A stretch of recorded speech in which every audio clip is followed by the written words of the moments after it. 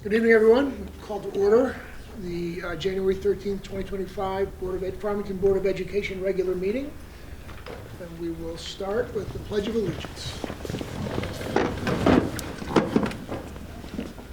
I pledge allegiance to the flag of the United States of America and to the republic for which it stands, one nation, under God, indivisible, with liberty and justice for all.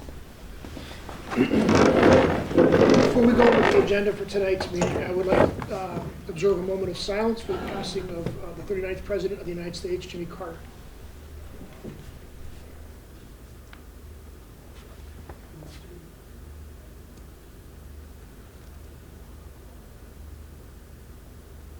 Thank you.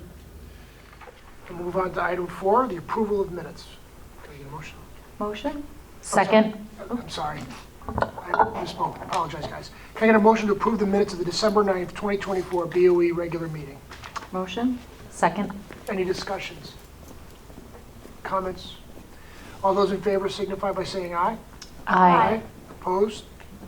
Motion carries. Can I get a motion to approve the minutes of the December 9th, 2024 BOE special meeting? Motion. Second. Any comments? All those in favor signify by saying aye. Aye. Opposed? Abstentions? Abstain. Abstain as well. Yep, Angela and James abstain. Also abstain on the first Yep. one. On the first one. I gotcha. All right, the next is the minutes of the meeting of the December 5th special meeting. Can I get a motion? Motion. Second. Any comments? Hearing none, all those in favor signify by saying aye. Aye. Opposed? Abstention? Abstention. Abstains. So be Angela, James, Beth, and myself abstain. Okay. All right, moving right along. On to our next item, item 5, consideration of the superintendent's report. Superintendent Greeter. So each year we provide a preliminary technology budget presentation, and this year for our 25-26 operating budget, which includes a video overview that was linked to the agenda for the board and the public. Matt is here, our Director of Finance and Operations, Dan, our Assistant Superintendent of Finance and Operations, to provide a brief overview and then answer any questions you have. And the reason why we do in this meeting and the next some of the larger budget items is just so that it prepares us for our Saturday budget meeting, and you get a context beforehand of some of the drivers of the budget. So I'll hand this over to Matt and Dan. Thank you. As I don't want to, kind of go over the presentation there. So, you take a look, you'll see what some of those drivers were there. Obviously, maintaining the level of technology, supporting curriculum and instruction. So at this point, really just want to give an opportunity for any questions that anyone has to support.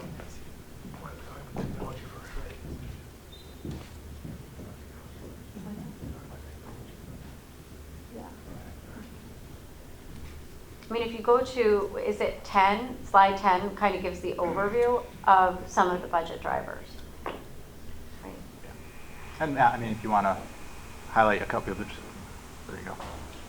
Yeah, so really what it comes down to is the drivers for this year's budget are restoration of funding of things that were moved back over to ESSER again on the last possible year that we had ESSER funding, on both curriculum and instruction support as well as equipment. And then the other biggest one is in the last 2 years, we're seeing historic increases in contractual percentages on some of our operating software. In particular, things like our budget financial systems, where we typically would see 3% increases, we're seeing anywhere from 5 to 8%, and we go back to the companies and try to work with them. We've also eliminated some modules to help mitigate those costs, but the reality is that post-COVID, we're seeing some of those increases come back at this point. But that's really the biggest piece to this is those three items.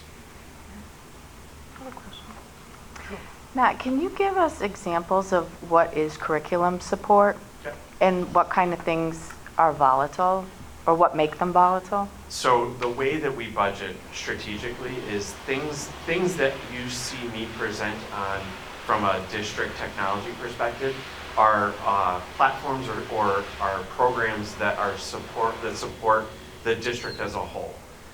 We then have different additional buckets, and that is there may be software that is only used at the high school or Irving Robbins that shows up at a school level. They'll split that cost. A lot of times it's based on head count of students. We have several pieces of software that are only used at the K-4 level. Things like BrainPop, Tumblebooks, Raz Kids, that's K-4 software. Those costs get budgeted at the school level. What I'm talking about in terms of curriculum support is district level. So things like Discovery Education, which is available helps support our textbook and is available to all students K-12. Things like our Adobe licensing. IXL is something that's used to help support our students in math. Those are all pieces that cut across K-12, and therefore those are things that I work with the curriculum teams and then work with the companies to budget for district-wide. Thank you. Anybody have any questions? Judy?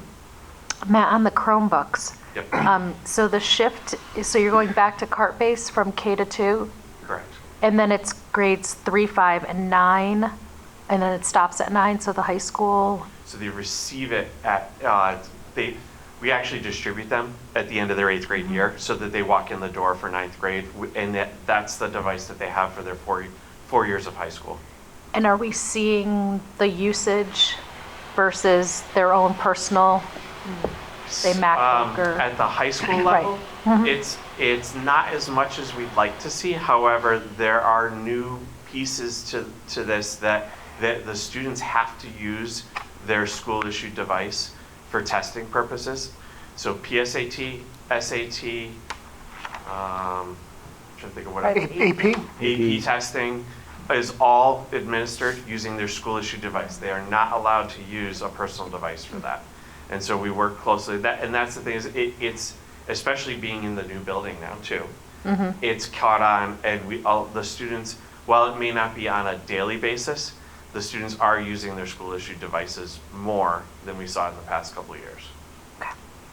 Also evident by the number of tickets we received for lost, damaged, other things of Chromebooks. Thank you, Matt. Angela? So with that Chromebook schedule, the 3, 5, and 8, I think you say, is that being implemented starting, because I think this year's third graders actually got their Chromebooks in kindergarten because it was like COVID. So you're not implementing that this year for third grade, or? This year's third graders did receive their Chromebooks once they got to third grade. This year's fifth graders did not receive their Chromebooks at this point. And Okay. that's because those students received their Chromebooks in third grade, and the actual device that we are putting out is the same device that they currently have. So we're balancing basically fielding repairs and things like that with the stock that we had originally intended to distribute to the fifth graders. But at this point, the current fifth grade class is still using a device that they were given in third grade. Okay, but the third graders actually did get new ones. Third graders did get new ones. Okay. And then the budget, though, for next year is to give the new Intent. fifth graders everyone's getting new based on that schedule. We'll look at where they are in terms of the device that is currently on the market or what we're purchasing, and determine from there whether it makes sense to do that with that class.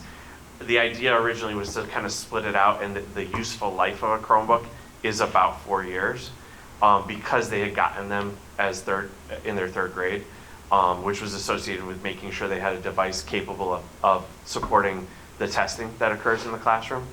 We made the decision to kind of hold back that stock. Okay, got it. Thank you. Anybody else? Yep. Before you go again, anybody else? Okay, go ahead.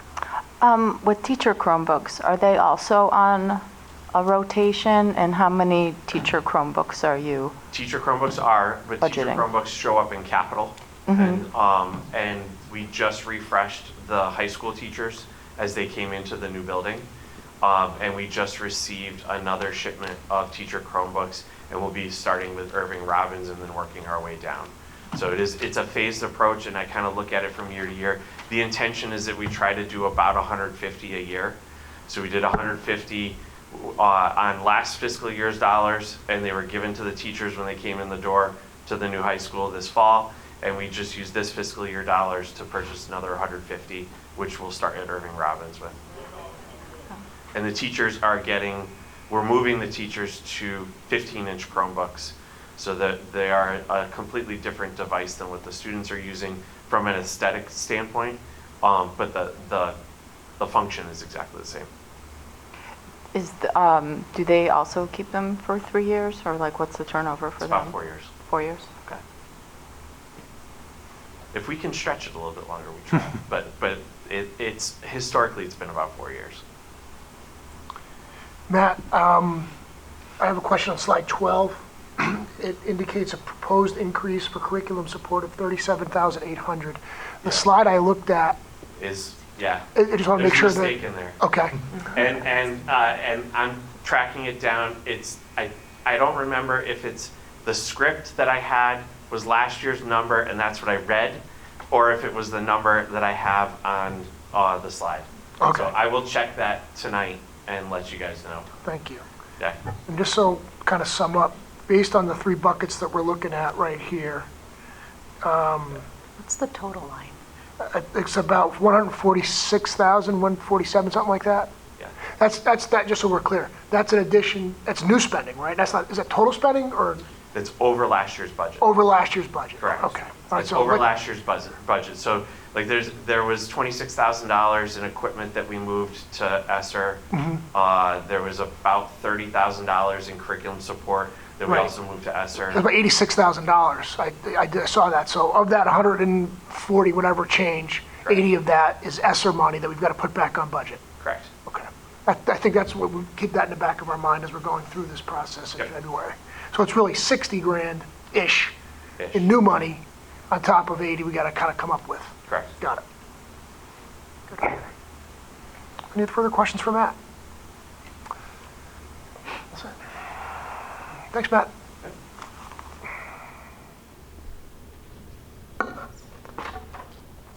So next is our major projects presentation for 25-26. And again, we always give you a preview of the major projects that are budgeted for that year. Sam Kilpatrick, our Director of Facilities, is here to provide an overview of the major projects. Again, there was a video, but some I know had some difficulty accessing it. So we can certainly, go to different slides that you would like to go to, and Sam is here to answer any questions. Great. So hopefully you had a chance to review the presentation. It is $140,000 more than we had last year in major projects. You remember we reduced the budget last year approximately $50,000. And we have about $80,000 in projects that we want to accomplish that are associated with the redistricting that we have going on as well. We're trying to refurbish the classrooms that will now be occupied by a different grade level at Noah Wallace. And also while Westwoods has the roof project going on, we're trying to take advantage of that. There's about $40,000 in classroom painting there. So that really kind of explains the difference, the increase that we're looking for there in major projects. But if there's any questions about specific projects or anything, I'd be glad to talk about them. Are any of these projects that are on here, were they cut from the budget last year? I should have done my homework, but. Yeah, so I think last year we reduced the ceiling project at East Farms. We did not reintroduce that project in particular this year because due to the Westwoods roof project, IAR will be in full use. IAR typically is used by Park and Rec pretty heavily during the summers, so now Park and Rec will most likely be utilizing East Farms for some of that program. So just the timing didn't match up for that particular project. But in terms of the total, we did bring back the total that we kind of cut on that in the form of different projects.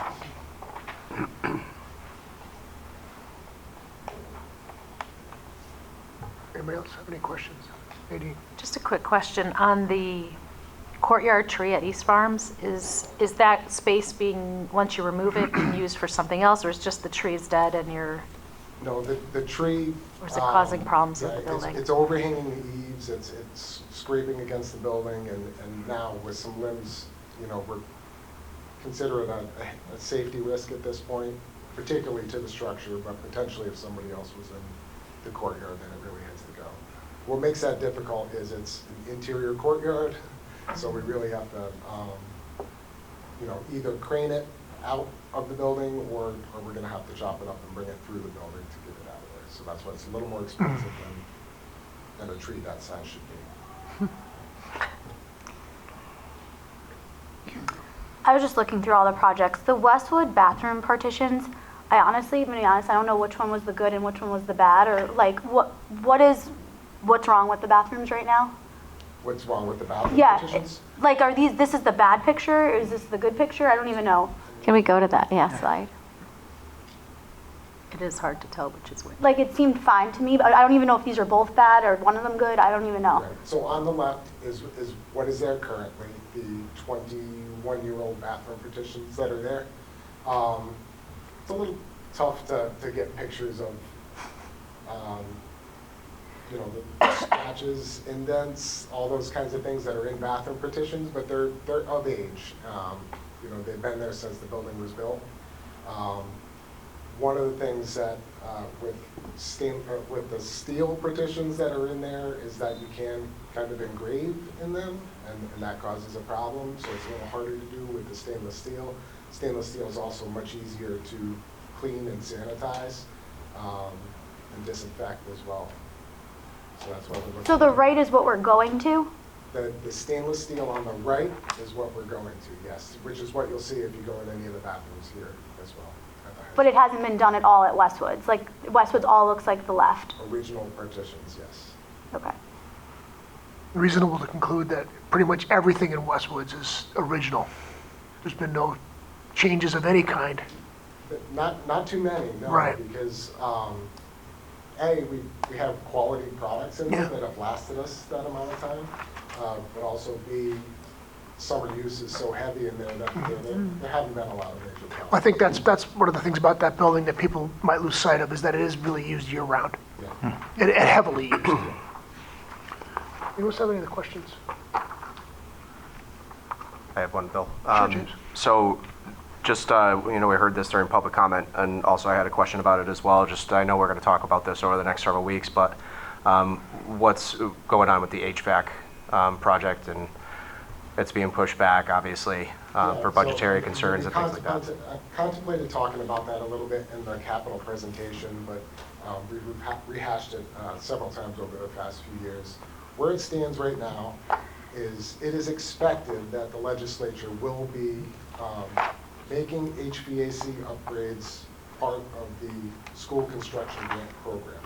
So it would be reimbursable as a school construction grant program, just like any addition, renovation, roof project, code violation project. They have a number of different categories that are reimbursable by the state, and we would be, I believe it's 30% this year, but somewhere around 30% reimbursable once they make it a reimbursable type project. Because So right that's now, what- there is no grant for HVAC right now. There's no grant this year. They've done they did their last one, there are none right now, and the legislators are not going, I mean, it hasn't happened because the anticipation is that all of HVAC will be a 30% reimbursable, which will give us flexibility in the timeline. The way that grant was written is we had to do a referendum and then apply for the grant. This, if the legislators pass it, is HVAC gets a reimbursable amount, just like any construction project, then we can do it whenever we want to do it, number one, and it won't be a competition.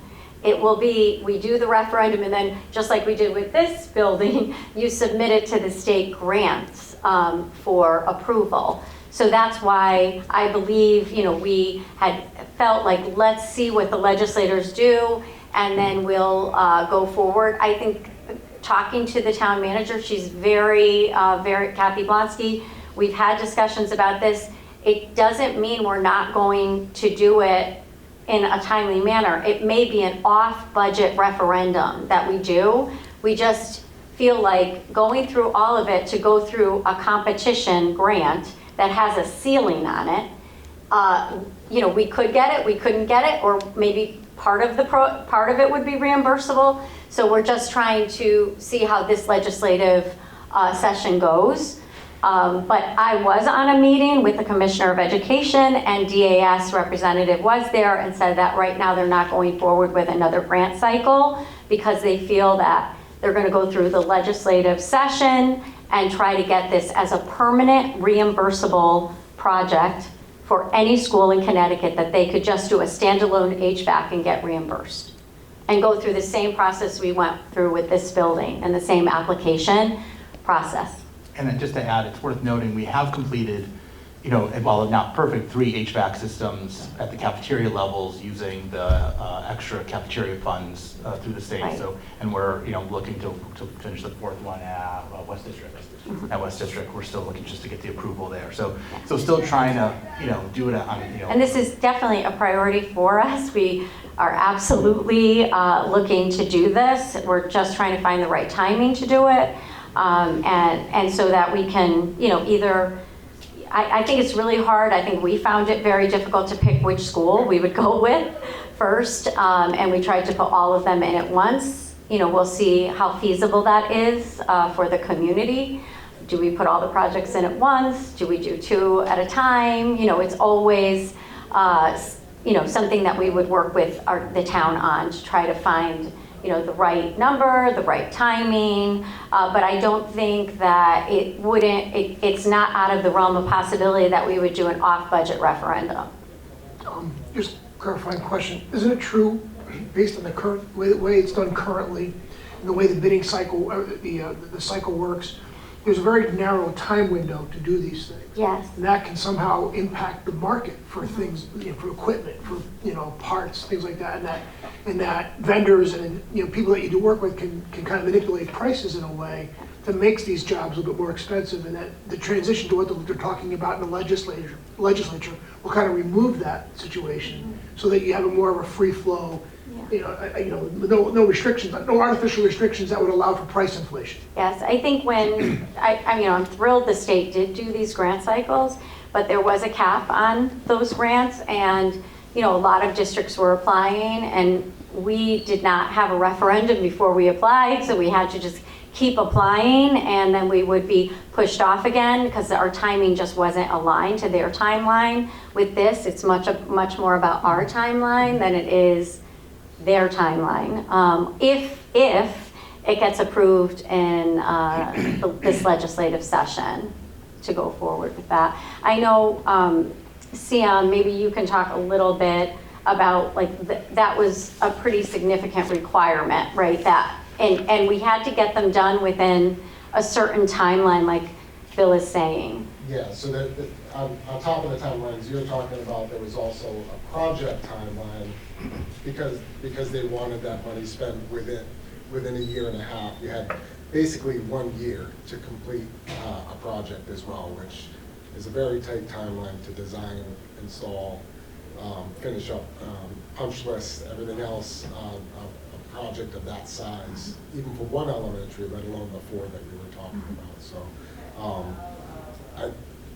I know it's frustrating to wait, but I do believe that making this a reimbursable project, just like all other state reimbursable projects, will benefit us going forward, and it will help us to be more flexible about how we approach our projects.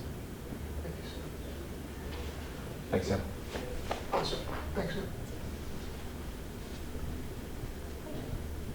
All set? All right, thanks, Sam.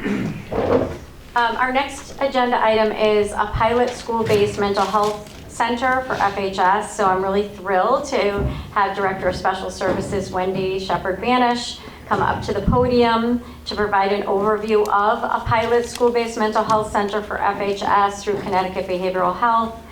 This has been something we've been exploring given the needs of our students in the area of mental health and wellness. Wendy will provide more information on the why, but there's a very strong why related to this, and we thought it would be a good topic for this meeting because our Director of Special Services will be back at the next meeting with the topic of our 25-26 Special Services budget to give you a preview of it. And we wanted to have this information, you to have this information prior to that presentation and not combine both topics in one meeting, as this topic does not have an impact on the 25-26 budget. So we just wanted to separate them out and not confuse everyone thinking like, oh, this is part of the operating budget type thing. I see our principal, Russ Christ, is here. We have representatives from Connecticut Behavioral Health here as well. Thank you so much. I am so excited about presenting this opportunity to pilot this project. One of the most inspiring things for me since joining Farmington, and I thank the leadership of this community for the vision of the global citizen. Because under that, we know that Farmington is not just focused on academic achievement for students, but their overall health and well-being.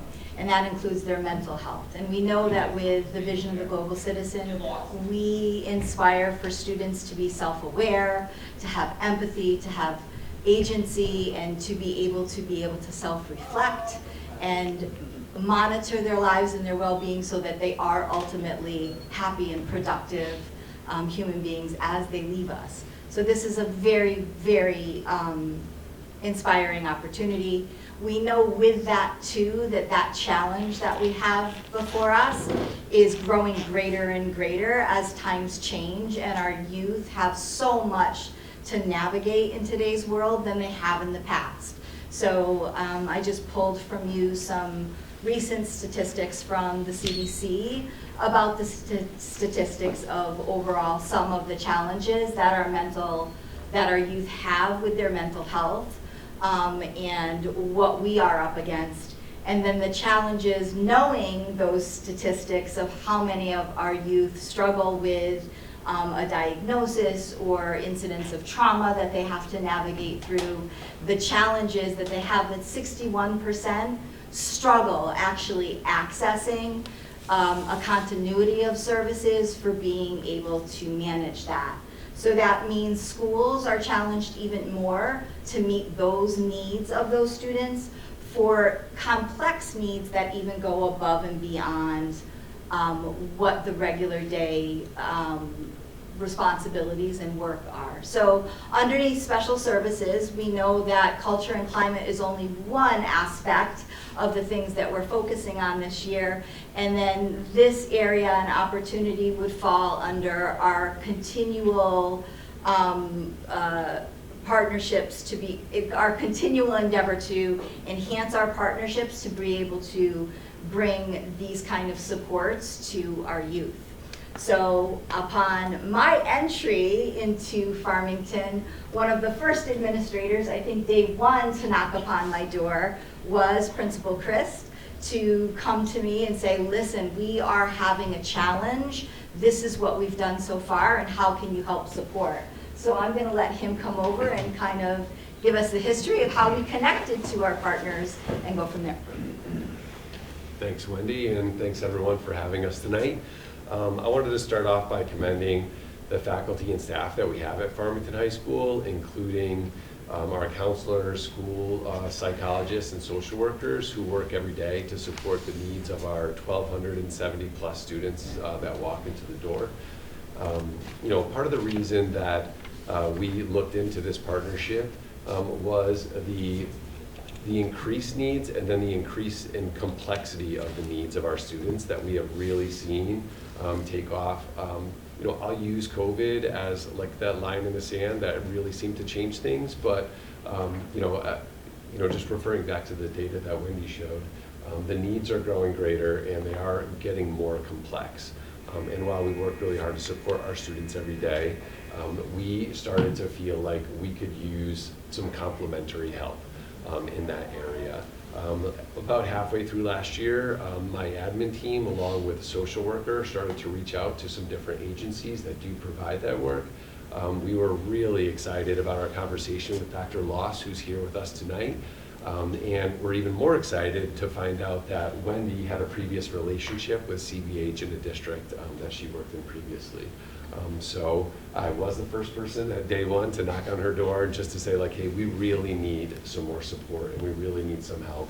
You know, I think that in meeting with Dr. Loss and then we're talking with Wendy about it, this seemed to be very viable and for us, a really exciting possibility for our students. So we're excited to be here tonight and thank you for listening.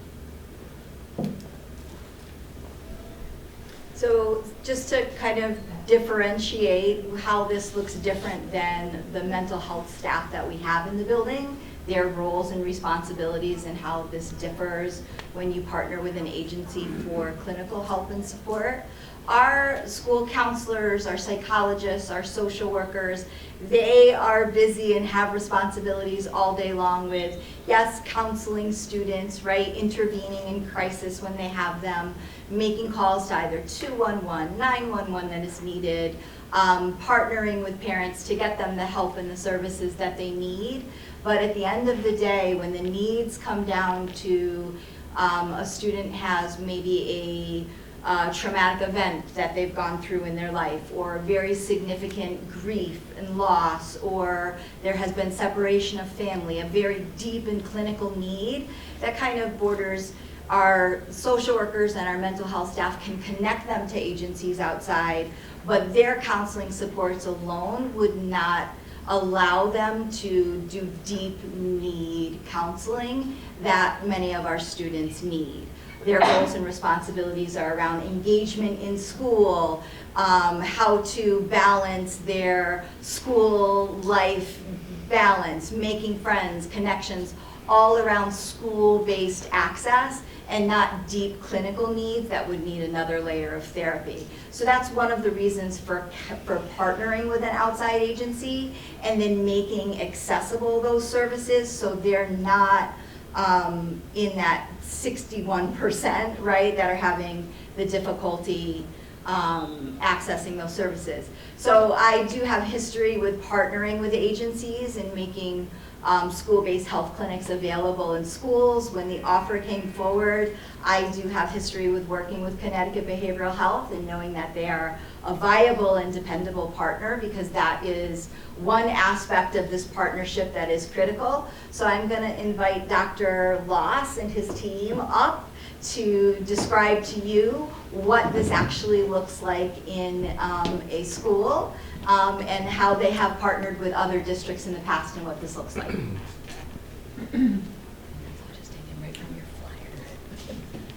Thank you all very much for having us.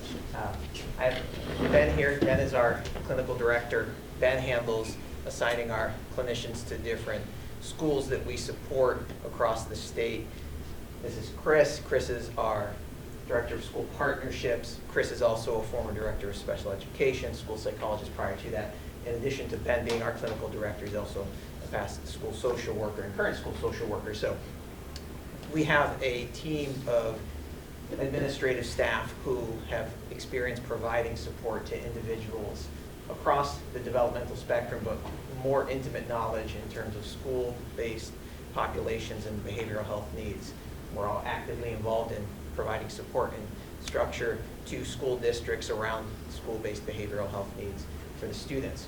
This program came about, as Wendy mentioned, as something where we saw too many barriers to care.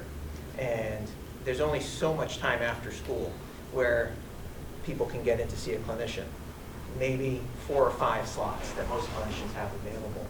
And it's not easy for parents to get off of work to get their children off to a clinician's office. If they're going during the day, they're leaving school, they're spending time in the clinician's office in addition to the transport time. So we wanted to reduce that barrier to care and bring it into the schools. And we've done so across 8 other school districts in the state. And we've had great success with families taking advantage of this service. We've been in, our biggest school district right now is Wallingford Public Schools. That's our longest established school district. We have a significant number of clinicians in there across the elementary right through the high school level. And they can get in there as school starts, and we schedule clients along the school day, coordinating with their school-based teams to make sure that they are able to get into our clinical services. Everything is handled by our office in order to get everything smoothly coordinated and get those individuals care. Wallingford being one of them, we're in the Oxford Public Schools, we are in Shelton Public Schools, Wolcott Public Schools, Seymour, Newington, as well, Bethany, Cheshire. So we are in a number of different schools, some closer to us in Cheshire, some a little bit further away. Certainly, we welcome y'all to connect with Newington Public Schools. The superintendent in particular said, have anybody contact us if you like. They've been very pleased with the service. And it's something where it's really just increased the access to service and supported individuals. It is a year-round service as well, which is something that does differ from the typical school-based care. School ends, summertime, most kids that have their social worker or school psychologist support are then left without potential care if they don't have outside support. We have partnered with our school districts to have support in the summertime in a building that's typically open for summer-based care. Our partnerships is just you provide us the space and we handle everything else. We look to partner with marketing as well, so oftentimes we'll just say, hey, we have a partnership, school districts send out a blast. If you're interested in your child, your adolescent, seeking out supports, here's the contact info.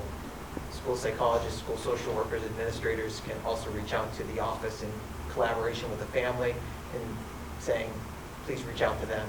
And our office staff will reach out and say, if you're interested, we're happy to have you, and then we'll coordinate it from there. So we try to make it as smooth as possible in terms of the entry into service because we know there's a high need overall. We do our best to condense the services so our clinicians are working as efficiently as possible, seeing as many students as they possibly can. And we try to be as flexible as we can as well. So if there's after-school-based needs, so long as the district has a building open and available and space available where people can enter and exit in a safe manner, then we look to have our clinicians support there as well. One of the things we also recognize is that school staff also struggle, and so this is not just a student-focused service. School staff can access this service as well, and it's all insurance funded. So we utilize the individual's insurance, whether it be state or commercial, we accept them all, and we handle all the billing. You guys don't have to do a thing. We take care of all of that. So we have an electronic platform that sends the paperwork to the parent, they complete it, and then along with our office team works to get them set up with our clinician and get everything squared away. So again, we try to make it as smooth as possible and provide as much support to anybody within the school system that is seeking and needing that support as well. So next steps in the process would be Farmington High School allocates some space for these services to happen. We would work on drafting a memorandum of agreement to make sure that all are in agreement with what this looks like, insurance, all of those things are all squared away, and there's no misunderstandings there. And then we would share information with the Farmington High School stakeholders, the availability of the service, make sure that we're coordinating with staff to make sure that we're able to offer these services, but then also having the least amount of impact on our students' academic days, so that we are it's a continual collaboration, but then also fulfilling this very, very critical need. So, open to questions. Awesome, thank you. Questions? Angela? Very interesting. Admittedly, I don't know if I know a lot about what's currently being offered like in the schools. I'm just trying to like wrap my head around everything that you were saying. So is this an overlay, like what percentage of the kids that you're seeing are already getting the services? And is this like an overlay, so you're most likely seeing kids that like go to the, have services from a counselor or someone, and this is kind of like an additional overlay? Is that how, am I thinking of it right, or is that not really how it works? So in some cases, so it wouldn't be an overlay because it's a different need, right? Okay. Right now, our guidance counselors, our social workers, our school psychologists, they have a very narrow scope of the services that they are able to offer, right? Which is all about school access, right? Are you happy in school? Are you connecting with your community? Are you able to do the school life balance, right? And they can support a little, like clearly during a counseling session, students might talk about problems at home and things like that. But what's out of the bounds of our mental health staff to be able to really offer deep and clinical therapy for are clinical services, right? If a child experienced a loss, if the family has gone through a tragedy, if there is trauma in their background that they're having difficulty processing and they need a certain clinical therapy to be able to address those issues, that's out of the scope of practice. They would have to seek an outside clinical provider. And part of the struggle is our students, and the students that are in the most need usually have a great deal of difficulty accessing those services. Okay. You know, through COVID, there was a lot of money that became available for mental health services, but what it didn't help is the availability of the people that needed to actually fulfill those services. So there's struggle, there's breakage in services. Sometimes we've had stories of students that were making good gains with a therapist that they had, and then the therapist was discontinued, and then they start back at square one. Or families, like Dr. Loss described, just didn't have the availability because they're just making ends meet to be able to transport or make clinical appointments and follow through with those things. So it's not really, it's not a service that's overlapped, but certainly I will say there are students that get services in school that also need this layer of support, but there are also a number of students in our schools that are not serviced with a plan right now that also will have a need to be able to access services such as these. Yeah, that explained it well. So it's opportunity to access that they might not have had the opportunity to have. So that makes complete sense. The only other question was in terms of payment or how that would work. You mentioned it's all through like the individual's insurance. So what if that individual doesn't have insurance? What happens then? So one of the reasons for the successfulness of these type of endeavors all depends on the partners that you have and that critical piece about insurance. One of the things that makes CBH such a really viable, strong partner is that, as Dr. Loss explained, they accept all insurance, right? So those that are covered under state insurance, and that has been another barrier to mental health care for many across the state, is that they're not able to access because not all providers will accept like Husky and the state insurance. CBH does. And for those with no insurance, we still take, I mean, we service everybody. Okay. So we're never going to say to somebody, sorry, you don't have insurance. We can't provide therapy for you. Okay, so there's literally no cost to the district. It's all through the insurance and you take all of them. Okay. It's exactly the same as going to a therapist after school. Yep. But we just have the space in school. Okay. to do it. It's on our obligation is continued collaboration and partnership, and then space.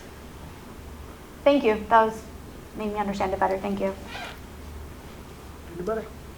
I'm dying. I was waiting. I know.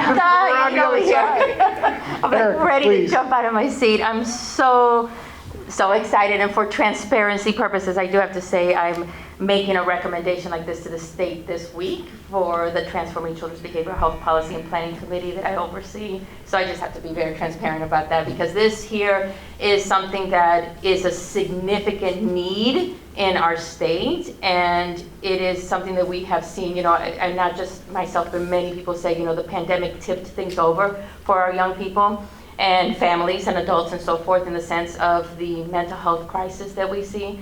And in Connecticut, has driven me more to be more passionate about this work, because in Connecticut, just in the year 2024, we surpassed our suicide numbers amongst young people under the age of 18 by the month of August. We had surpassed what it looked like in 2023. Okay, so that alone right there just tells you that it is such a significant need. Many of the areas that you identified, access, and that's why one of the recommendations we're proposing this Wednesday is around having a co-located behavioral health services within schools. And the benefit to the district is the billing services, and having that it is not necessarily a cost to our district. And this is a huge cost savings to our district for a need that is very much needed.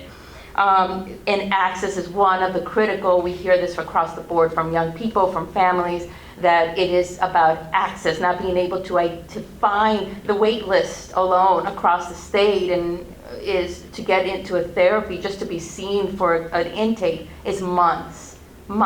And so this is something I'm so proud of our district to moving in this direction, because this is something that we're hoping that as a state, other districts will go and do. And I did tour Newington actually just in December, and I was so impressed with the space there. I was so impressed with the staff there, and the partnership between the clinicians and the school. And we heard from some parents as well, whose children were being serviced there.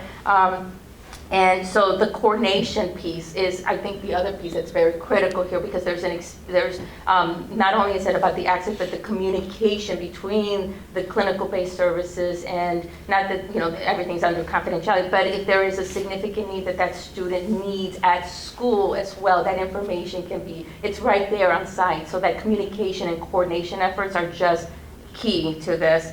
And then in the sense that my one question I do have is around translation services or language. I mean, I know we have a population of different, English as a second language. So what is available for you all, and what do you use for translation services for So we have some clinicians that are bilingual, particularly in Spanish. If there was a need for a translator, we would access some state-related services that offered that. We have that's the avenue that we would look to go in to try and support that need in particular. And in certain situations where it's difficult for the parent to complete the intake and things like that, we can coordinate our efforts with the school. So while it's confidential, we work together to get the services started. And then I would say, is there so it would be here at the high school in the sense of the co-location, but what about for, but it's accessible to all of our kids in our district, right? Or is it just high school students? So I guess I need that clarification. So I think that's a work in progress, right? Right now we're looking to pilot with the high schools, see how that rolls out, make sure that our processes in place, right? Like are doing that delicate balance of providing students with the services they need, but not interrupting their academic day. But my hope would be that once we get these efficiencies in place and it's rolling, we would then be able to open it up to more of the students, because certainly we have more than just the high school, right, that need access to these services. Well, it's also like early intervention and prevention, right? The young, if we're noticing younger kids, younger students having some emotional needs. So very much so. I think one of the pieces that is nice about a slower rollout to things is also taking on the understanding of things. I think sometimes the community when I say the school community, sometimes says, well, this student's missing my class, and so we understand that they're going to miss 45, 50 minutes once a week throughout the day. However, if that's making them that much more available because their behavioral health is being addressed in a successful way. And the goal is obviously not to have any individual for years upon years upon years. It's to get them to a point where they no longer need us. That is certainly always the goal. So we trying to build that understanding of, yes, there will be a small impact on their day, but for ideally a greater benefit in the end, as opposed to the detriment that behavioral could have on their academic day. Yeah. And I have seen the data, the outcome data looks very impressive for long-term sustainability within the student remaining in school, not having much less disruption, actually coming back to school and not being disconnected as well. So good. And, also one of the pieces there, as we're doing it in school, it doesn't mean that the parents are separate from this process as well. One of the benefits that, if you could call it benefit, that COVID provided us from a therapeutic standpoint is telehealth. So we can always telehealth a parent in, secure software, be able to connect with a parent, get feedback on how their child is doing, so that we can utilize that as part of the therapeutic process. And that's all combined into one. That's all part of that individual session. So it keeps the parent connected and engaged in the therapeutic process, without them having to come to school, and impacts a smaller part of their day. And then back to your point, right? That is a service that an agency can provide that would be well out of the scope of a school counselor to be able to even endeavor on. I'm sure it's different from school to school, but like what's the typical number of students that you service during the year? During the year, wow, so I will say that we probably see across the districts probably somewhere in the range of about 150 students across our districts a week. Did you say that's how accurate? Yeah, if not a little bit more. As it more. Each time we go into a school, it fills up real quick. Yeah. And then we have other therapists that will go in. So we'll never get to a point where, I'm not saying we'll never have a wait list for a week or so, but we have therapists moving back and forth where there's such a need. And everybody wants to, I mean, maybe except for us, but we all want to work in a school. All the therapists enjoy that, and it's an easy hire to get people to come to schools, and they all get a great experience working with the school social workers, the psychologists, the teachers. That's the biggest part of kids' lives. Yeah, that was my question too, is that do you typically need to have a wait list? Or We try hard not to, Yeah. And right now we don't. Right now we don't for the 8 schools, and we're just always figuring out how to meet those needs. And there's very little barriers because it's us, it's you allowing us to have a little bit of space, and it's us, there's very little bureaucracy behind it, so it makes things very easy for us to do. As we see individuals continue to be referred in at a particular district, we connect with the clinicians to get a sense of, is there anybody that's transitioning out that could provide a timeline, and if not, then we start to have the conversation about hiring on somebody new so that we can set a timeline for when that individual would move off of that wait list, into a regular position. But as Ben indicated, right now, we don't have one. Typically, when we start up in a district, typically we have about a 4 to 6 week kind of runway so that, we'll announce the program.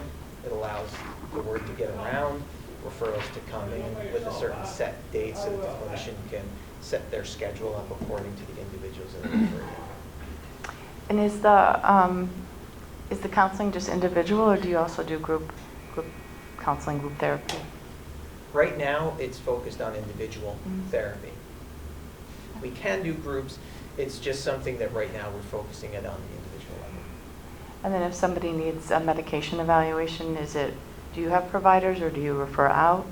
We refer out. We currently are working to expand our partnerships as well with one of our psychiatric colleagues to utilize his services and additional support. He's one of our main referrals, both relatively close to this area. One of the others is in West Hartford. And a nice thing too, as a school social worker, I couldn't really talk about medications even though I'm a LCSW. However, our therapists and that go into the schools can. So it's a nice segue for them to not have so many barriers to that. They can pretty much directly talk to the families. Okay, I just have a couple of questions. Can you talk a little bit about the challenges? You have minors that are seeking service for themselves, perhaps. Is parental consent required?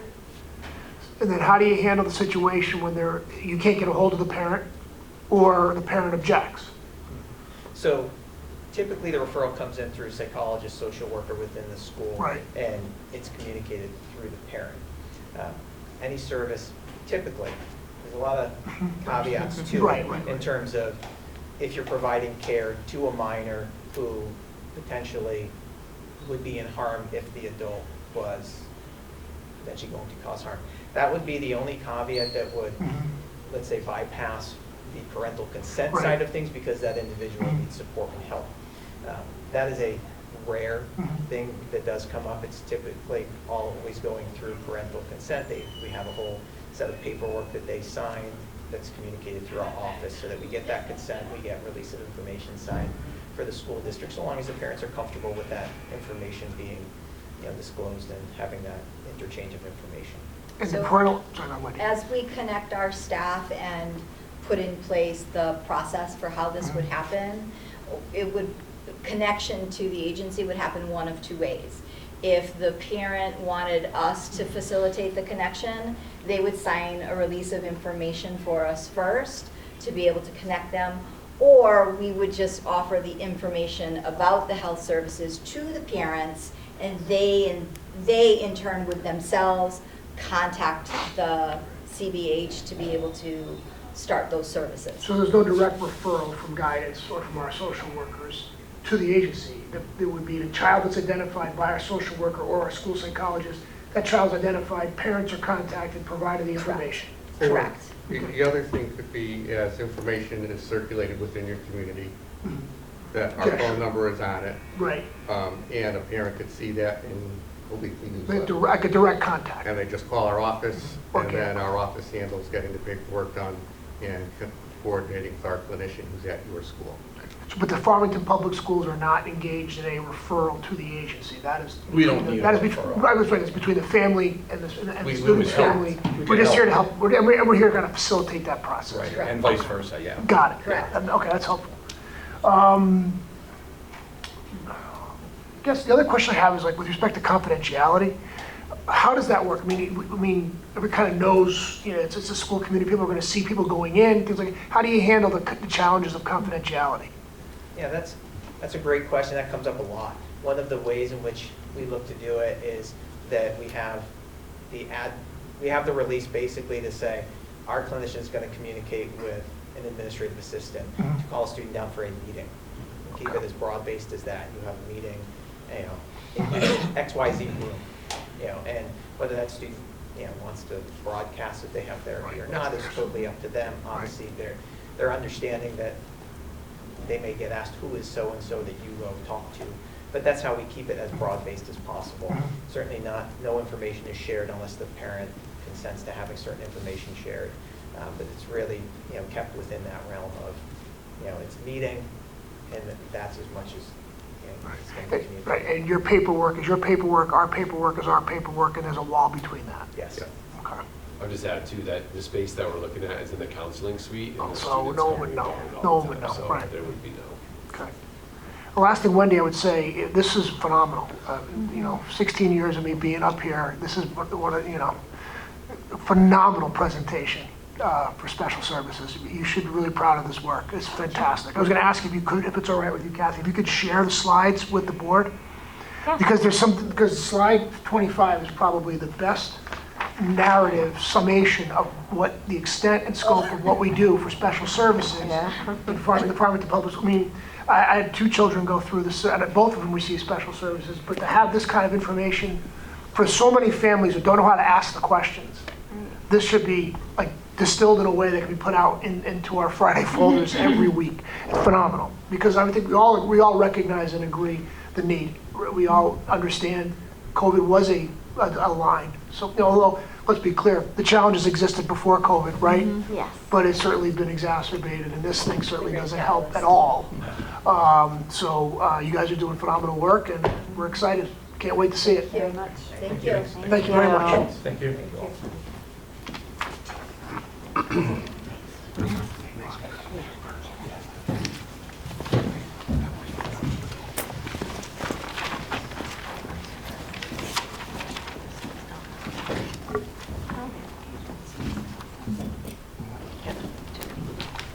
Okay.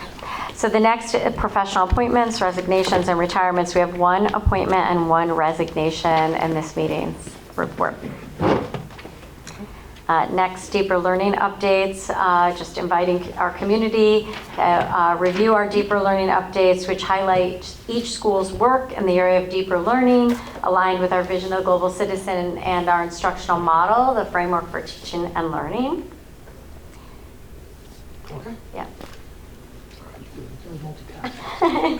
And then, do you want me to go to unfinished? Okay, unfinished business. Dan is just going to provide a budget update, budget impact, everyone on the edge of their seats because we're in the middle of 25-26 budget development.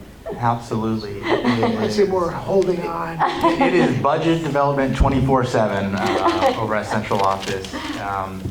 And so, yeah, we're in the, obviously, in the throes of working on developing the budget. Obviously, so many different components to it, getting updates from, our consultants about expected insurance costs, transportation, HR, looking at all the various things and putting together and,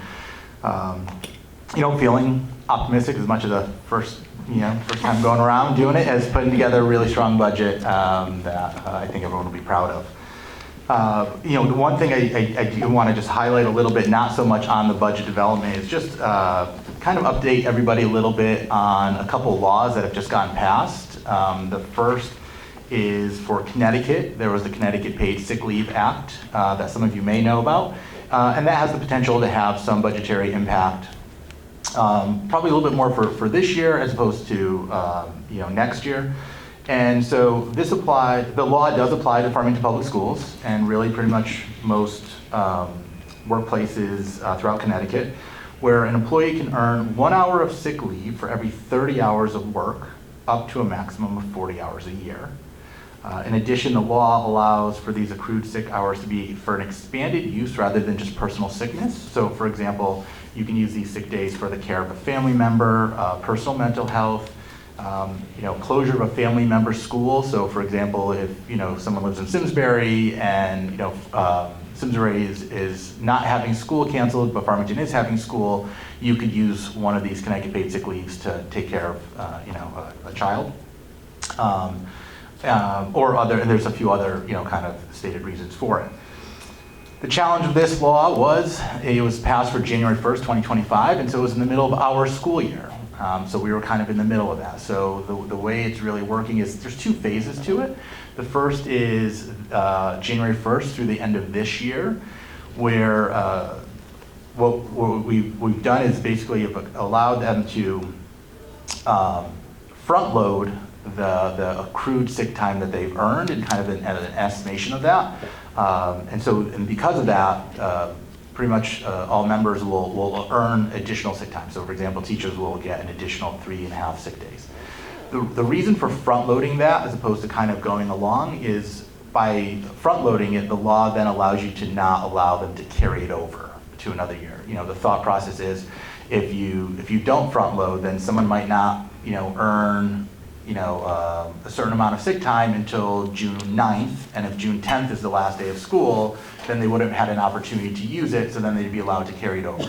So the law says if you front load it ahead of time, then you don't, after the school year is over, allow them to carry that over. So that's for the remainder of this year. So there may be some budgetary impact as far as, the sub account line might be a little bit more. Starting in the 25-26 school year, when we kind of can start it fresh, what will happen is for people who already have assigned sick time, the law will allow that to run concurrently with that. So if a paraprofessional already has 5 sick days, those first 5 sick days will run concurrently with the Connecticut paid sick leave. And so there won't be any additional days, like I said, it'll just run concurrently. Except for other roles that if they don't have it, then same thing, they'll be able to kind of earn those pieces. There's a lot of talk amongst people legislatively, so is there a possibility that there may be some changes or update by the beginning of the school year? Possibly, and so we'll monitor that, and obviously we'll adjust and act according to however the law kind of does that. So that's the Connecticut paid sick leave law that I just thought would be important for everybody, kind of just a general overview of understanding that. Any questions on that? I was just going to ask, I think you kind of covered it. So this act, this Connecticut Sick Leave Act, what do the teachers currently have? So what they currently have, this supersedes it and they get additional? Or like if they currently have, I'm assuming they get some type of sick time. I don't know off the top of my head. Yes, so for whatever they have through the bargaining, contract that they have, for the remaining this year, they will accrue extra time because with the law starting on January 1st, there wasn't the opportunity to give that to them, at the beginning of the year, and so kind of opportunities. So that's why it's a little confusing because for the remainder of this year, they get the extra time, but then starting for next year, it won't. It'll just run concurrently with the time they've already been contractually given. Okay. So that's why, and Yeah, and most of us are still, it's Yeah. a little awkward, and we try to find better ways to articulate it, and unfortunately, there's not a great way. Yeah, and not your fault, just how it works out. Yes. So starting next year, are there any groups of, like you mentioned, so teachers that will run concurrently, paraprofessionals, is there any group that it would not run concurrently starting next year? Just for any groups that don't already have sick days built into their contract. Do we have any groups like that? There's various groups who are in, non-contract. So if there's a substitute, right, that works more than 120 days, that is a person that maybe wouldn't have gotten it because it's not like a long-term situation. They're maybe doing daily subbing, and if they work 120 days, now they will have this benefit. So that's maybe one example. So a lot of superintendents are saying, oh my goodness, we have to get a substitute for a substitute. Because that substitute could then say, well, thank you for calling me for that, but I'm not going to be in today. So, I think from public schools and municipalities, we have a lot of questions for legislators over how the law was written, number one, because it's not as clear when you're already getting that benefit. And so, we'll see what this legislative session brings. Who knows if it will be clarified, it would be, changed at all. So we're really paying attention because I know, the legislators are getting feedback about this.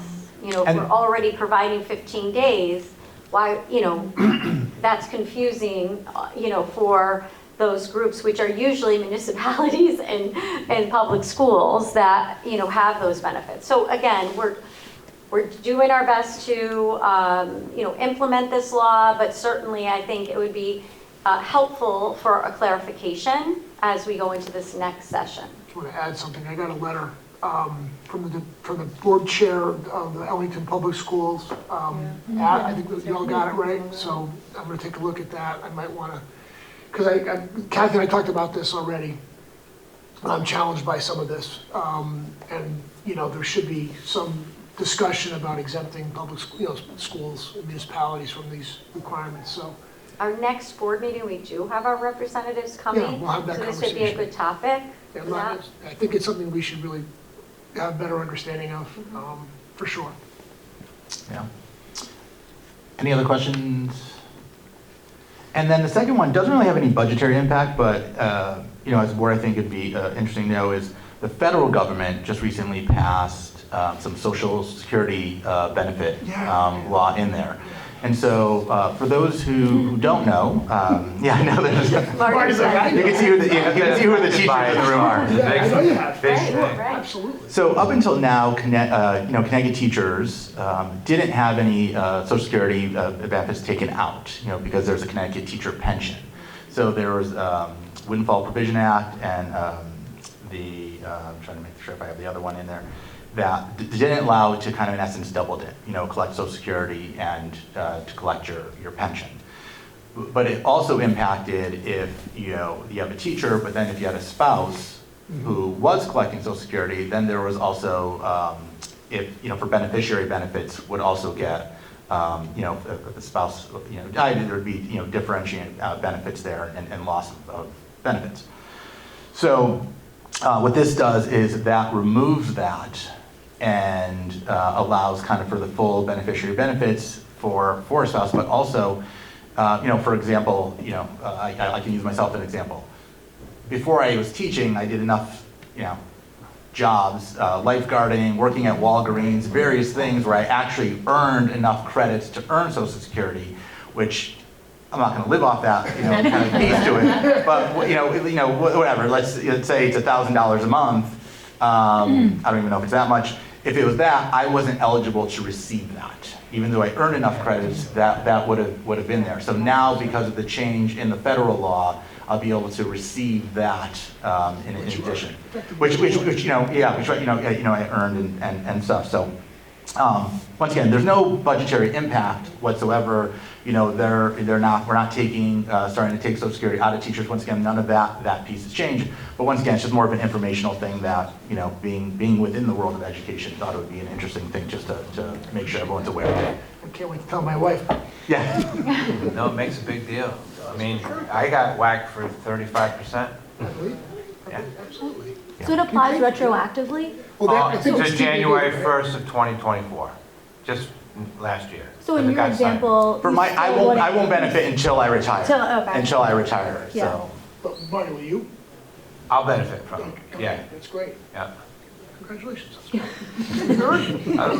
40 years in Maine. Yeah. So it's a little bonus.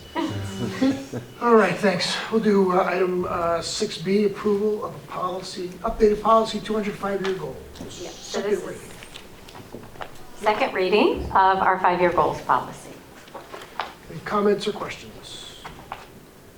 Hearing none, all those in favor signify by saying aye. Need a motion. I'm sorry, get a motion, sorry. Motion.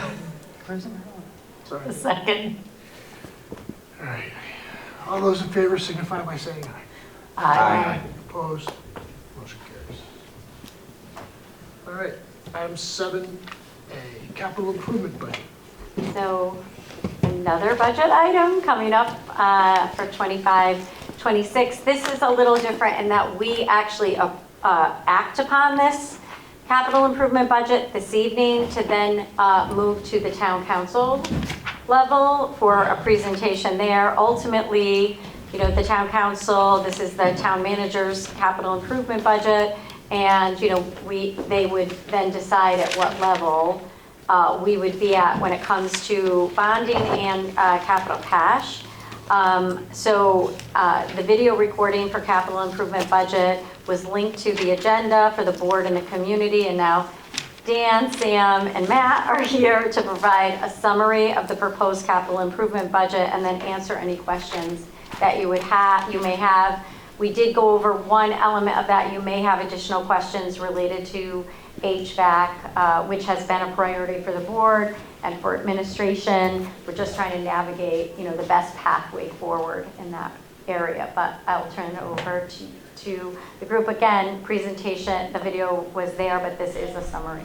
Yeah, absolutely. And just, as a reminder, the capital budget development, the drivers, our K-8 facilities review, 10-year security review, tools for schools report that we talked about earlier in the year, feedback from schools, talking to building principals, obviously we get a lot sometimes feedback from teachers, parents, all hazard safety security plan, legislative mandates, all those get, kind of put together to help kind of develop the request. You can see we have the, as we like to call, the buckets that we put in there. And kind of carrying over in there. So like I said, with that, don't want to have to redo things you've already watched. I don't know if you have any questions regarding the capital. The one thing I would just add is there's a couple of items we could talk about. So we have some balances in our capital budget that are associated with the school district. One, for those who have been here a little bit, we had a kind of a fund just for FHS roof. It was, the repairs were coming fast and furious, and the town council agreed with the board that some money had to be put into FHS roofs for emergency purposes. So there's some money in there. We certainly don't need any roof repairs or work. on a brand new building. So that's something we've been talking over with the town manager and saying, would it be possible or feasible to move that money into potentially other projects, which would then reduce this request. So even though you're going to approve it at this level, we are in communication that this would be not a lot different, but a bit different if we could achieve what we're hoping to do, which is transfer some accounts or amounts and accounts to another account. And that is typically done after speaking to the town manager during the budget process, not now, during the budget process. So we would do it there and then it would be reduced by those amounts. Ballpark? What's that? What's the ballpark on that? So in FHS roofs, I think it's over Yeah. 100,000. Yeah, I think total, and when we kind of went through like all the capital projects, it was kind of this, cleaning up, and there was, I think, a telephone project that had maybe $20,000 left in it. I think we were able to, I think around 190,000 was able to potentially, once again, the town council needs to approve it, but we'd like to shift it to some of these projects which could potentially. Makes that ask a lot lower, certainly. Yeah. Yes, absolutely. And once again, the goal is to always try to be good stewards of the taxpayer dollars and making sure that we're maximizing and being as efficient as possible with the funds. Right, and you always want to end a project with some money left on the table that you're not going over what you had budgeted. So these are, example. The FHS roof is an example of we just didn't need as much as we thought potentially if another referendum had to come about or whatever, that would have extended the timeline to address the issues of that school. So we were trying to be very careful about and thoughtful about putting some money in there, and we were very fortunate. Town council agreed, and that was done. So that's kind of an anomaly. Most of this would be we completed the project. We have some money left on the table. Can we transfer that? And then be able to lower the ask from the taxpayers. And just so we're clear, everybody, these are projects that have a longer lifespan of 5 years, right? Yes. Yes. Bill? Yes. So if the town council doesn't approve what we're Hoping for. requesting, where does the money go? It's I believe it just stays into the capital account, but they have the ability to reallocate it However they want. Could go to some other to wherever they see fit. town project? Yes. Okay. But I mean, I would tell you really, honestly, we're very good the partnership is a very good one. And, I've already had some discussions about it. I wouldn't think that this would be an issue. I think this would be, and again, I can't speak for the town council, but it's something that makes sense. It lowers the tax burden. It's money that is left over from projects. Typically, we would do something like this to clean up accounts anyway, but it does require town council action on it. Right. And keeping it with the schools. Yeah. How come the IAR generator continues to show up on our site? Yeah, so, I mean, it was put in by the town. The town's budget. The generator project was a capital project. Right. That shows up on the school's capital improvement plan. There is still a balance left in that account, and last year was the first year in a long time it actually made it onto the capital plan with needing matching dollars, because the cost to put the transfer switch in just keeps going up. So the $140,000 ask is that plus the $36,000 that's already there to achieve that project. So it's $176,000 to put a Roughly switch. $180,000. Put a switch in. To put a switch in. And we could have done how many years ago for a third of the price? Potentially, yes. Those people aren't on the council anymore. Yeah, and the cost, really, I mean, the cost to do it, it's an extensive project. It has to do with reconfiguration of some equipment in that room as well. But yes, the cost continues to go up, Would it have been cheaper 10 years ago? Probably. But yeah. Matt, and I'm not, this is not your fault. You're just the messenger, buddy. You're the messenger. In your conversations, or in, Kathy, you can comment on this. In your conversations, what is the justification or the rationale? Because the presentation that's given to us about the generated IAR is, well, it's important for the town. This is, IAR is the backup facility, it's an emergency situation. What is the rationale that we're given that the school district has to bear this burden? More than that, and that's why it's in the capital program, is that, yes, I'm the one presenting as part of the school, but it is a town and school project. And the benefit to having an automatic transfer switch is actually to our IT infrastructure as well, in that a large portion of our IT infrastructure, for diversity's sake, the redundancy, sits at Irving Robbins. So when the power goes out at Irving Robbins, while we have UPS units there, they only last for so long, and we have had extended power outages in that neighborhood, especially with storms and everything else. So it presents a problem from an IT perspective, whether it's recovery or whether it's the time it takes us to recover after a power outage to get systems in synchronization.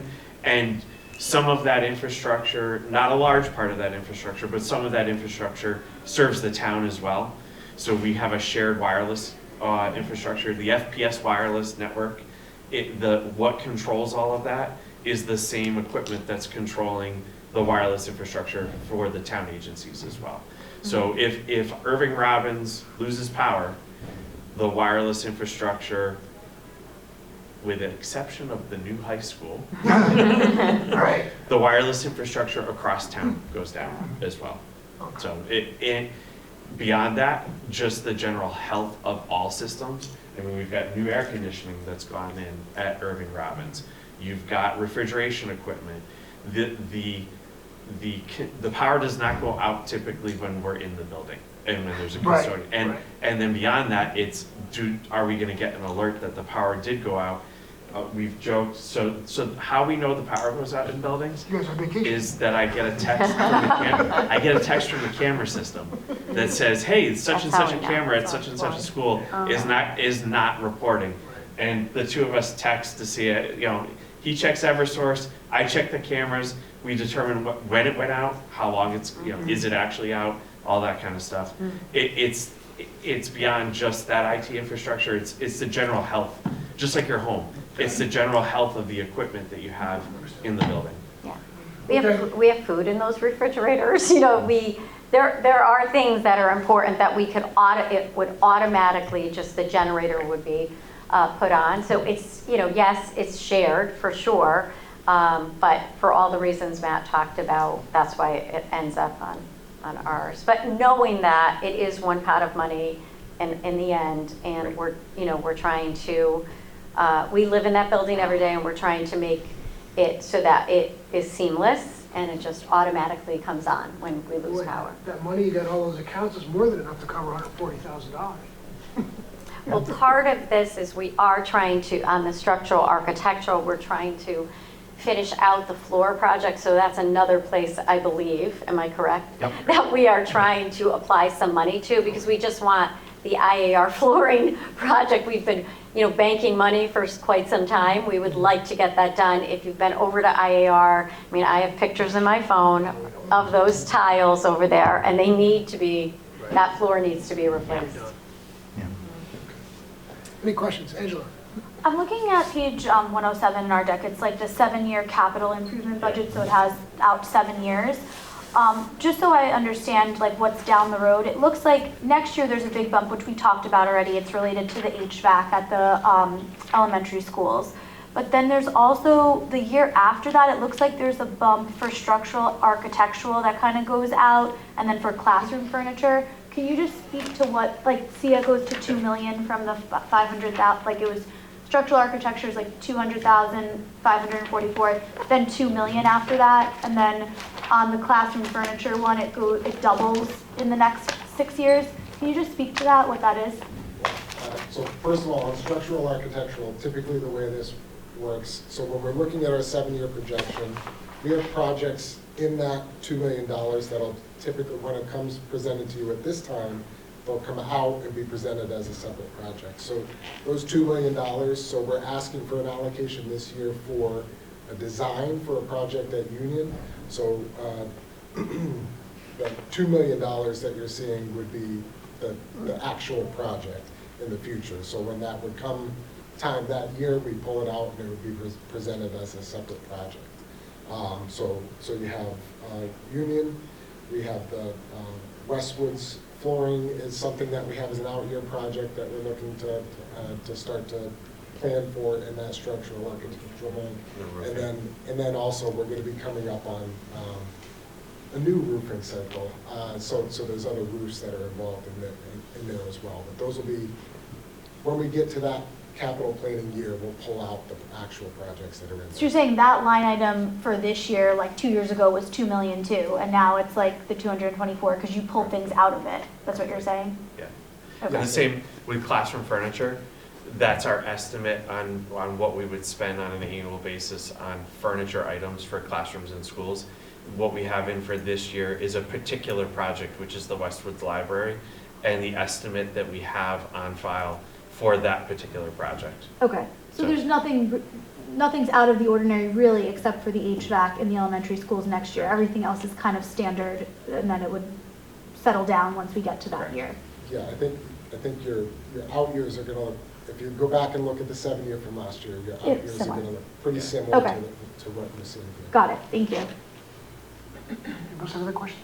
Bill, I just had a quick question. On the IAR, RTU, and AC replacement for the art wing, was portion of the AC done at one point there, and this is another section? So, or was that pulled out? along with this RTU replacement, what we've been doing is we're replacing RTUs, and when we replace them, we're adding air conditioning to those RTUs in different areas of the building. In this case, the RTU, the last in this phase, we can't do a ducted air conditioning system with this, so this one's actually a little bit more because we're adding some mini splits in the location where the RTU supplies fresh air. Okay. Okay, Thank you. anything else? Can I get a motion to approve the capital improvement budget as presented? Motion? Second? All those in favor signify by saying aye. Aye. Opposed? Motion carries. Okay, next item on new business, 7B, policy updates. First reading. Beth? Sure, the policy committee met last week. Yes. Sorry, it feels like the end of the week already. And went over more policies in our policy review that have come up from Shipman and Goodwin. Most, as usual, as has been coming up, redundant, outdated, need to be updated. But a couple, Kathy, you said were specific to Farmington Public Schools that you're going to kind of maintain, but needed to be updated. So I don't know if you want to remind us which ones those were. I can go through them quickly, hopefully, not too long-winded with these, but 4134 tutoring. This is a current policy that's been updated to ensure the policy provides clarifications to our faculty. This is really about our faculty and staff about tutoring, and it provides some updated legal references or citations at the end. 5117, school attendance areas. This is a current policy that's been updated to clarify attendance areas within the town. We used to call them out of district. That's very confusing because a lot of parents look at district, and out of district is in another town. So attendance areas makes more sense to change the language there so that there's that clarity. And it has also another element of this is that we do have the flexibility to assign students to another school if somehow enrollment projections indicate a need for a temporary adjustment. And then it clarifies rules regarding when a student can attend an out of attendance area by law, or, because there's two ways that can happen, or superintendent's discretion, which is a request. So I'll give you, a student has a grandmother on the other side of town, that's where the student goes to at the end of the day, and they're a Noah Wallace student, they're requesting West District. Under certain circumstances, if it's, it's a yearly request, but we might, say yes to that request because we have room in that grade level. It's for the 1 year, that has to be upped every year. An example of by law is a student's going to a specialized program. They're in the East Farms neighborhood. We don't have that program there. We have it at Noah, or we have it at one of the other schools. Then that's a by law type of move to a different school other than your neighborhood school. So it's just clarifying those things. 6112 school day, this is a current policy. It's been updated to reflect required instructional hours per year and expectations with scheduling to ensure these hours and the requested number of days for school are met each year. So those are the internal ones that were updated. The rest are model policies. 2410, and it's administrative regulations. This is retention of electronic records and information. This reflects new guidance issued by the Connecticut State Library Office of Public Records Administration from June 4th, 2024. So there's new guidance reversing previous guidance. It no longer permits public agencies to maintain internal digitization policies in lieu of seeking disposal authorization. So it's saying, no, you have to ask for authorization to dispose of those records. It reflects their new guidance and updated procedures and forms for disposition of original source records that have been digitized and/or when the district seeks to digitize and dispose of those records, like on an ongoing basis. So I'm always signing off on that. Kathy Blonsky is signing off. There's several of us who have to sign off when we're going to destroy any records, and there's a whole schedule that we have from this group that, this agency that helps us to know when we can dispose of records. 4118.51, social networking. This is to clarify categories of employees' social media use, both personal and official social media use, as each are subject to different considerations under the First Amendment. It's also revised in light of the Supreme Court's recent decision, 601 U.S. 187, linked versus Freed, to flag when public employees' social media posts could be considered mixed use, both professional and personal. Legal citations and other edits are throughout. 5125, FERPA, confidentiality of and access to educational records. We added the Title IX coordinator as a school official with legitimate educational interest in student records when performing the professional duties related to that role. Technical edits are also included. 5134, student use of district computer systems. They revised it due to Public Act 24-118 to replace references to child pornography in Connecticut general statutes to child sexual abuse material. It clarified language that prohibits students from sending harassing, threatening, or intimidating messages by use of district computer systems, and there's some technical edits throughout. 5133, very similar to 5134. This has to do with personal or private technological devices. The Connecticut State Board issued a position statement and policy guidance regarding personal technology use in Connecticut schools on 8/21/24, replacing the term child pornography with child sexual material and sexual abuse material, and clarified language that prohibits students from sending harassing, threatening, or intimidating messages using their own personal devices. And there's technical edits in here as well, and a reference to our search and seizure policy.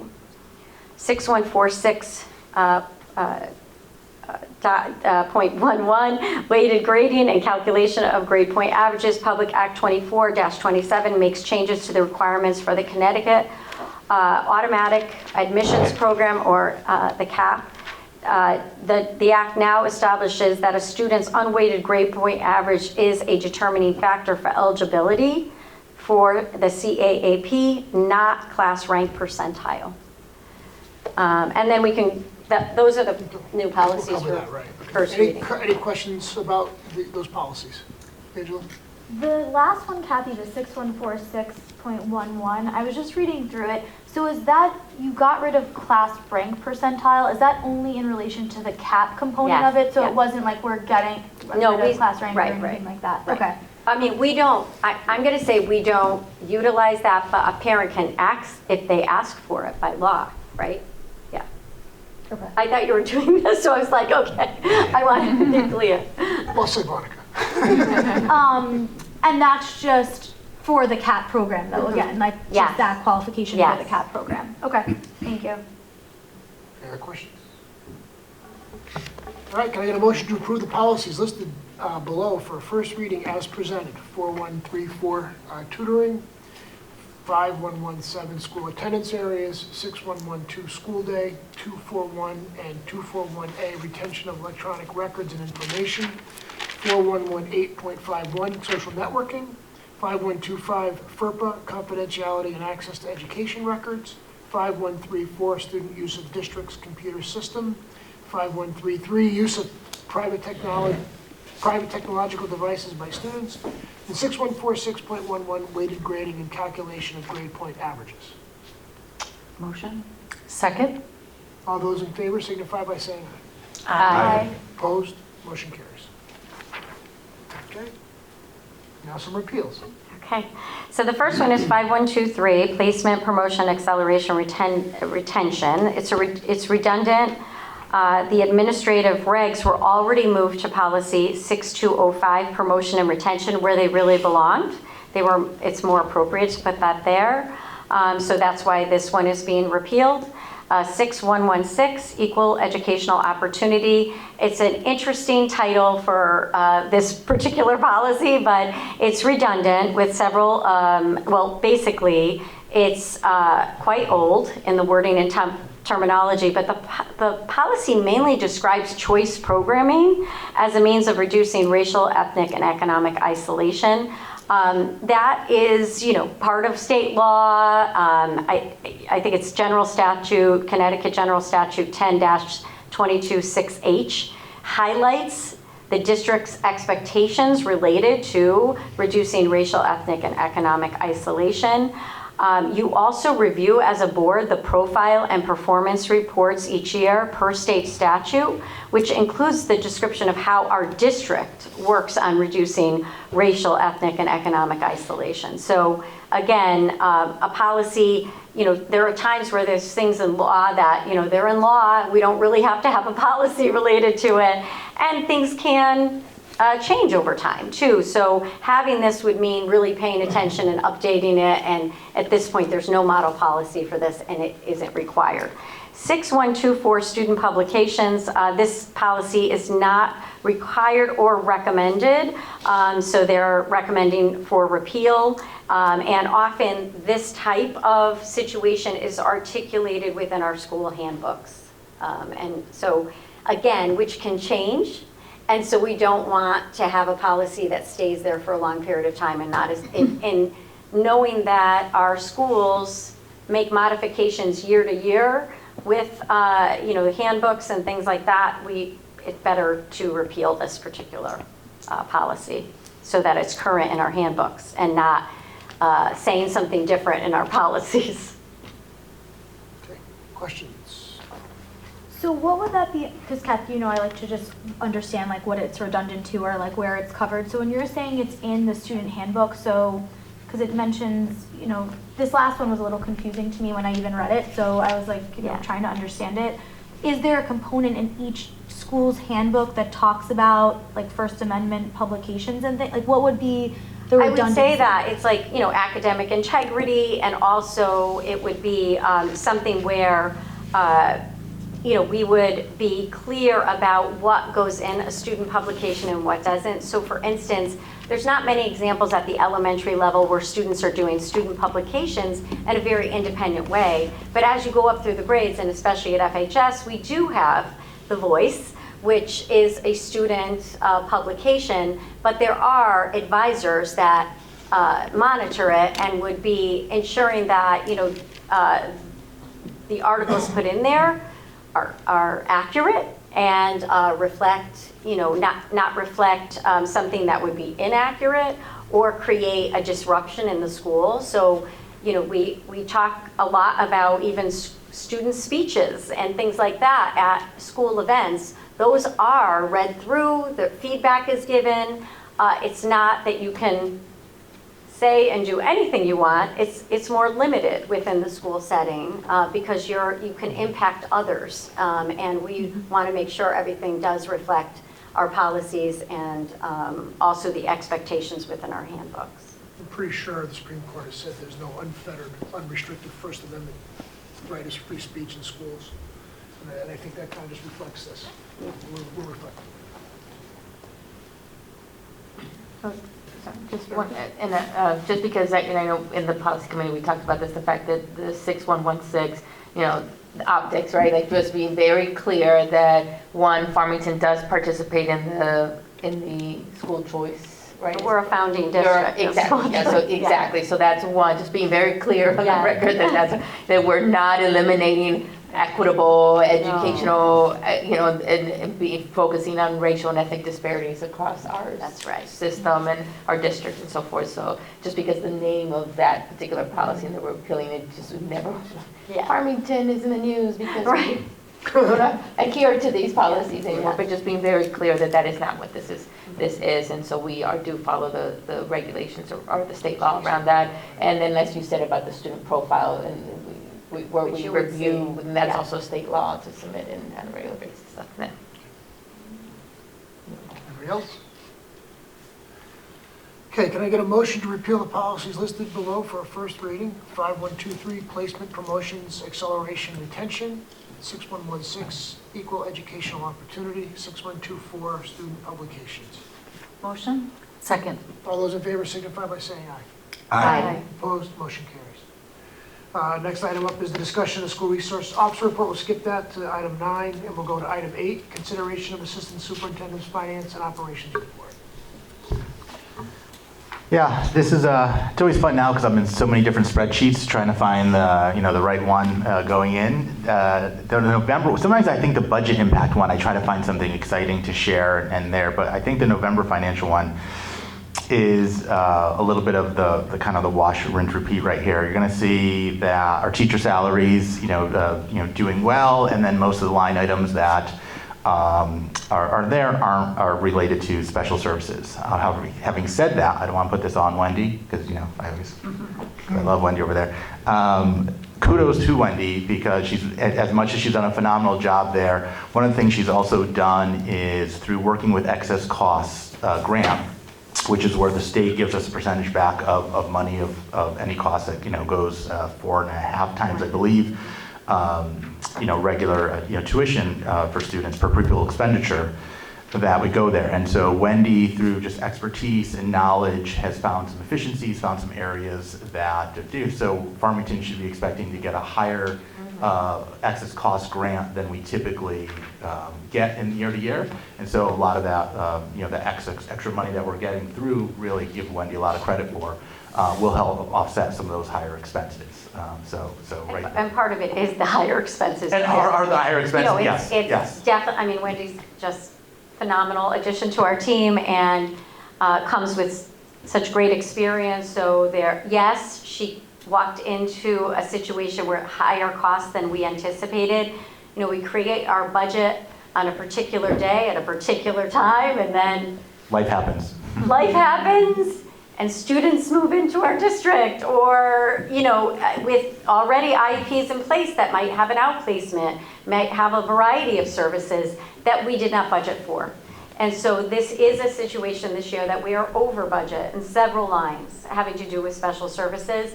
But I think Wendy's great work at looking at the excess cost grant will help us not only this year, but into the future. So it's going to have a positive impact on the 25-26 budget, or at least mitigating against the higher costs that we're going to see. I will also just commend the board because excess costs came in a lot lower percentage-wise.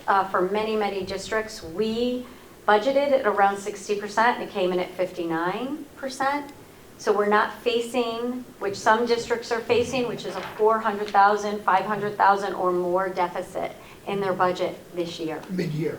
mid-year. Mid-year. So just, really did a great job in, keeping to that percentage and not saying, oh, let's try 65 or 70 to try to reduce our budget.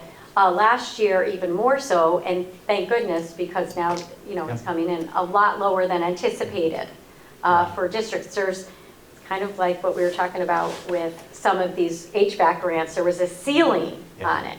And there's a ceiling on excess cost, and we all share. If districts go way over what was anticipated, that ceiling stays the same, and we get less in reimbursement. So. And, I think it's also important, going back to the presentation, Wendy and the Kinetic Behavior Group, these extra costs are a direct result of the increase in mental health needs for our students. And so, once again, I think that's another really positive, is looking at proactively trying to utilize resources to ultimately help, once again, not have to expend as much, on there, so that, kind of have a positive budget thing.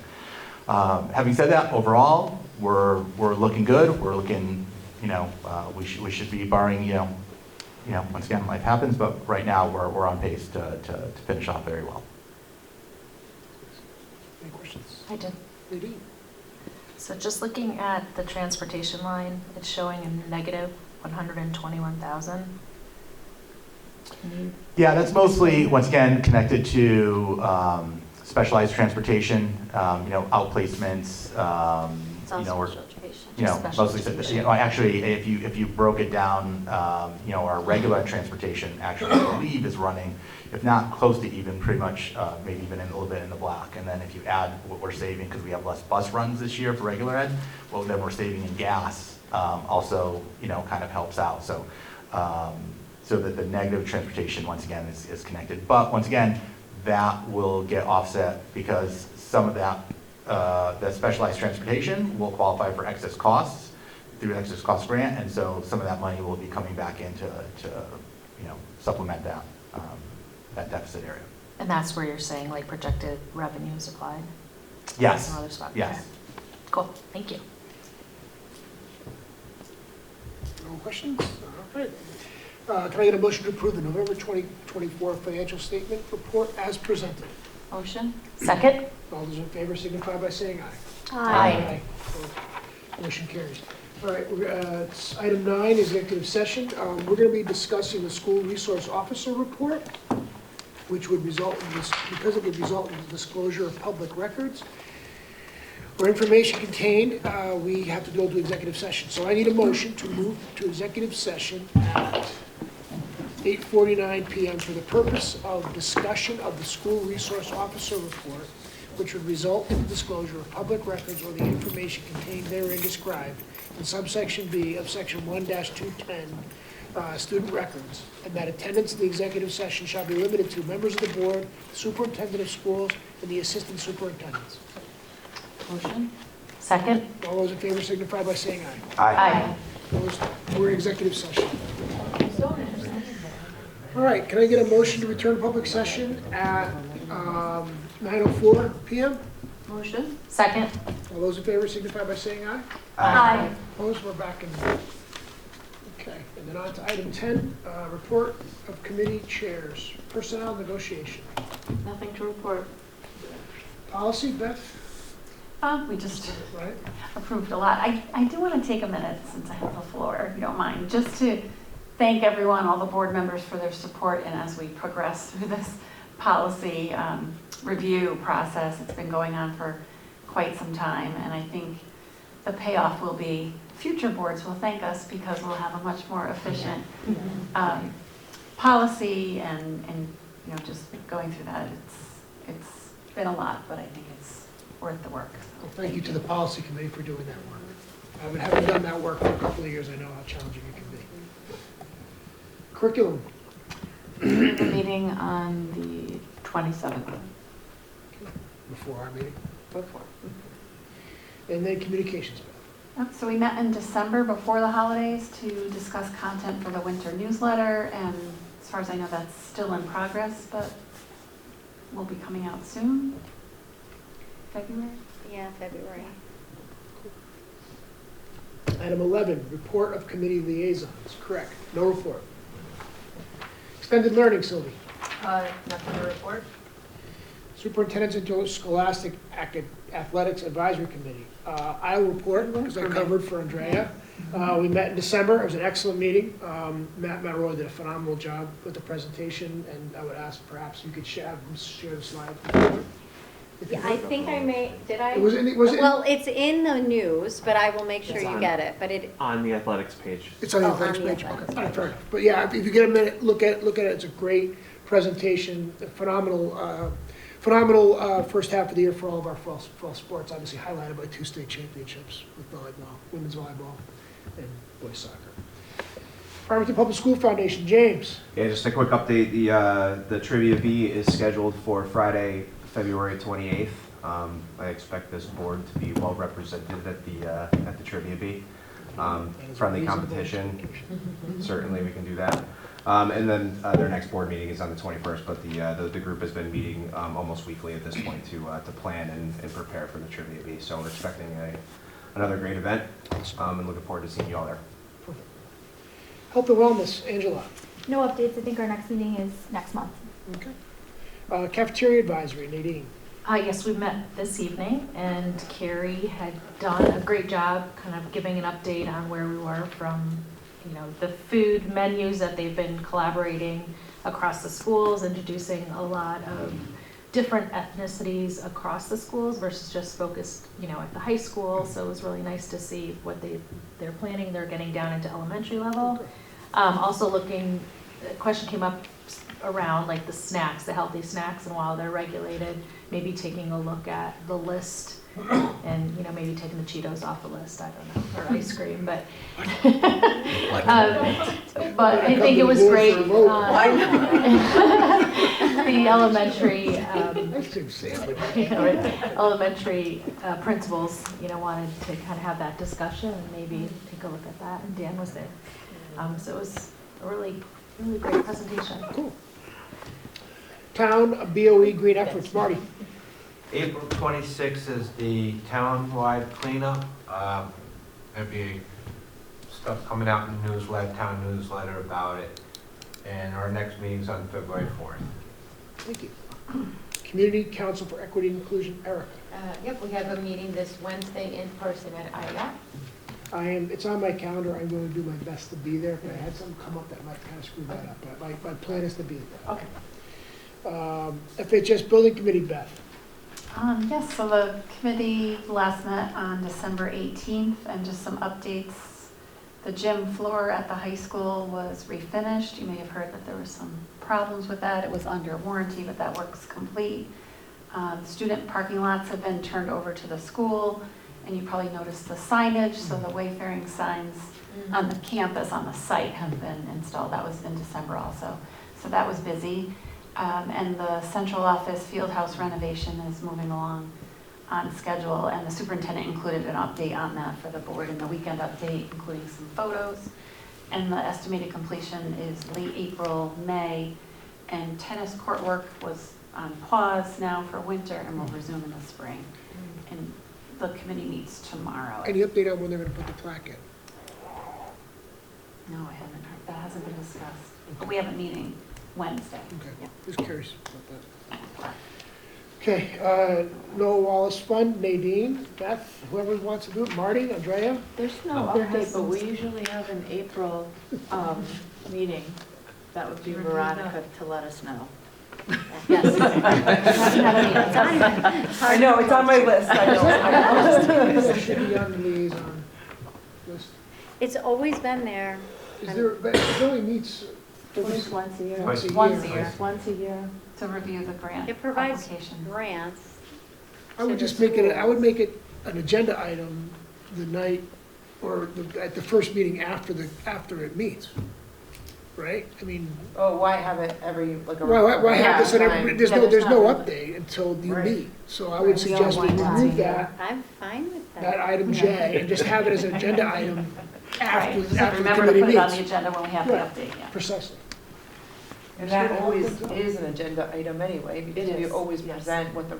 Yeah. Right, he's coming for anyway, right, Yeah. exactly. I think the only purpose would be, like, to just make sure that in the future, the board chair always recognizes there is a Noah Wallace Fund, and it does, I think it's there just as, these are the liaison positions that the board chair appoints.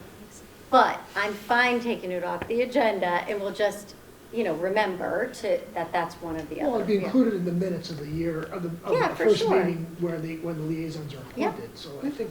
Yeah, I think it's fine. One less thing for us to do. And there's a list of committee Yeah, for sure. It's on our liaisons on the website. website as well. Okay, cool. All right, next item on the agenda, the board, report of the board chair, a couple things.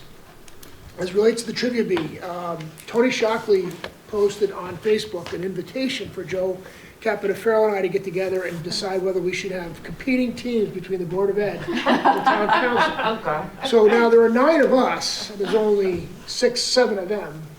But I'm okay with that. I just wanted to run it by everybody before I reached out to Joe. If that's the sense of the board, is that something we might want to have a little side action with the Town Council? How many are on the table, though? Well, I don't know, how many people can sit on a table? 10. 10, so we could have a team of up to 9 effectively. Or if people can't make it spouses. It's fun. Who's our writer? Oh, right, no, well, we'll talk about that off. We'll talk about that off table. We'll talk about, I'm claiming executive privilege on that. We're not gonna talk about it. But yeah, I'll let Joe know that we talked and that the board's up for it. Next, I know you saw some emails exchanged in December. Kathy and I received correspondence from the state of Connecticut regarding a potential charter school being built in Bristol. We didn't have time to meet, and Kathy and I talked about it, and I basically felt like it was just a good idea for us to convey our sense, because we have statutorily a right to convey our sense of it. That basically, and you saw the letter, but basically, I don't see how a charter school in Bristol does Farmington any benefit. All it does was it potentially increase our special ed costs, transportation costs, and so I just expressed our position that we were, we weren't in favor of it. So I just want to let you know I did that, and make it for the record that I did that. We had a conversation, a little bit more on the serious side.